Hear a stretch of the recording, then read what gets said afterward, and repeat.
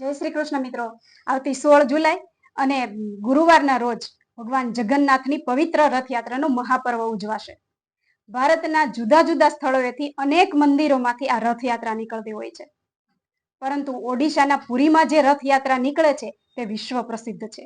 દર વર્ષે અહીં લાખો લોકો ભગવાન જગન્નાથના રથના દર્શન કરવા માટે ઉમટી પડે છે. મિત્રો, અહીં ભગવાન જગન્નાથ એ જ શ્રી કૃષ્ણ છે.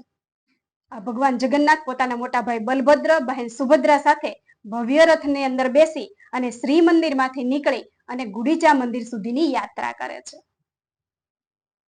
આ યાત્રા માત્ર એક ધાર્મિક ઉત્સવ નથી, પરંતુ તેનો સુંદર સંદેશ છે કે ભગવાન પોતે જ પોતાના ભક્તોને મળવા તેમના દ્વાર સુધી આવે છે.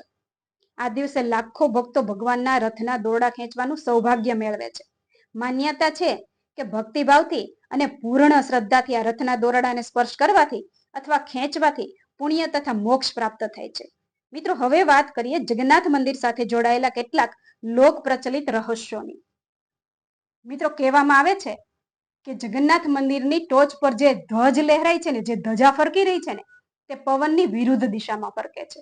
દુનિયાના કોઈ પણ કાપડનો ટુકડો જેને આમ હવામાં લહેરાવીએ ત્યારે એ હવાની દિશામાં લહેરાતો હોય છે, પરંતુ આ મંદિરની ટોચ પર જે ધ્વજ લહેરાય છે તે પવનની વિરુદ્ધ દિશામાં લહેરાય છે.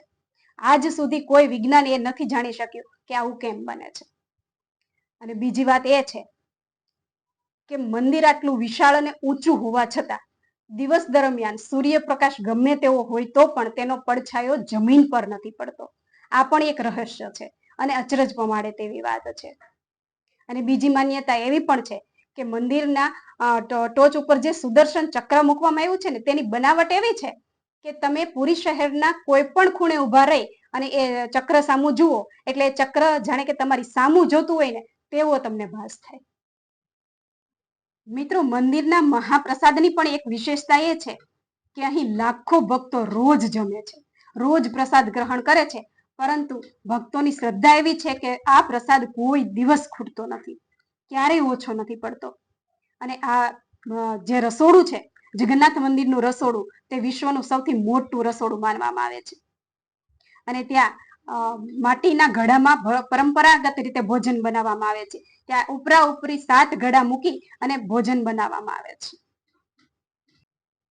મિત્રો, આ રથયાત્રા આપણને સુંદર સંદેશો આપે છે કે ભગવાન સુધી પહોંચવાનો માર્ગ માત્ર ભવ્ય મંદિરોમાંથી જ નહીં, પરંતુ પ્રેમ, કરુણા, સત્ય અને અહિંસા તેમજ ભક્તિના માર્ગે પણ મળે છે.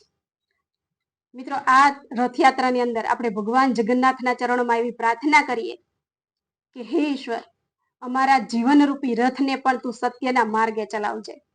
અને શ્રી ચરણોમાં એવી પ્રાર્થના પણ મૂકીએ કે આપણા અને આપણા પરિવાર ઉપર અને સમગ્ર રાષ્ટ્ર ઉપર સુખ, સમૃદ્ધિ અને પ્રેમના આશીર્વાદ વરસાવતા રહે. તો મિત્રો, જો તમને આ વિડીયો ગમ્યો હોય તો લાઈક કરજો, કોમેન્ટ કરજો અને શેર કરવાનું બિલકુલ ના ભૂલતા. અને તમે જો નવા હોય તો મારા પેજને ફોલો કરવાનું ભૂલશો નહીં. જય શ્રી કૃષ્ણ, જય જગન્નાથ, જય બલભદ્ર, જય સુભદ્રાજી.